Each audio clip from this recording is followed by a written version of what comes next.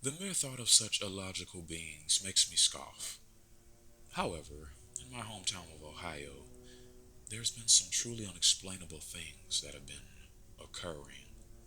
There's been grisly, horrific murders of people being ripped to shreds, disemboweled, and some completely gone with only a devastated chunk of property being left in the wake. One such case involved a family that lived about a block down from my cul-de-sac. All I remember hearing was the screaming, the gunshots, and then silence. Shortly after, I would hear this crying. It was incessant sobbing, sounded like a man. But, however, I never peeked to see out of fear, and the police were quick to respond.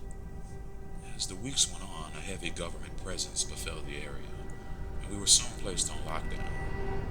The officials confiscated many things from the home.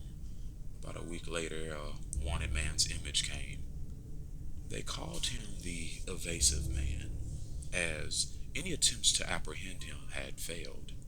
He was armed and considered dangerous, and the primary suspect in these murders. As panic enveloped the town, I noticed how authorities didn't elaborate on how he went about his killings just to avoid him, and oddly don't make eye contact with him or answer his question to quote unquote show you anything. As according to police, he'd often ask his victims something along those lines. I believed, however, I was safe because what were the odds that I'd even meet this serial killer? After all, I thought I was pretty safe. I never went anywhere by myself and I always worked in highly populated areas. But why did I lull myself into such a false sense of security? Well, I didn't conceal carry, and unfortunately, due to the work that I do, I had to work late one night. As I exited the train station that I took and began walking the corridor, I heard footsteps behind me. When I turned to look, I saw no one. Cliche, I thought.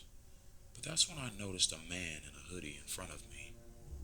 He was slim-built and Caucasian. I asked, "Can I help you?"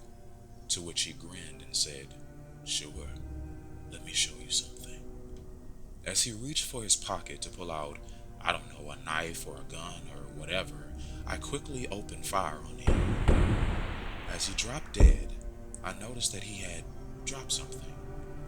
As I approached it, I noticed it to be a picture.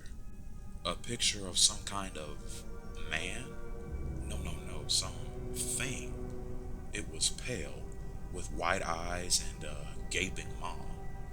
Definitely nightmare fuel at its finest. I tossed the image down and called the police. After I gave a statement, I was interviewed and asked several questions. The oddest one was, did I view the image he had? To which I said, "What image?" Didn't want them to arrest me or something, because I had the odd feeling had I agreed, I'd probably be in prison. When I finally made it home, though, I unlocked my door to sit on the couch. The image of that thing continued to haunt me, though. I wanted to know why that man had it, and what the heck is that thing? And what is that noise?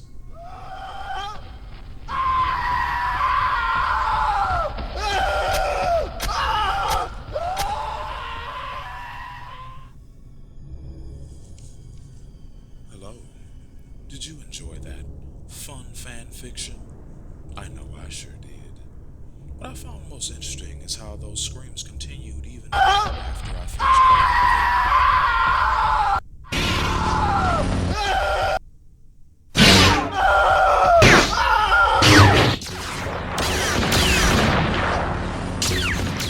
Had enough.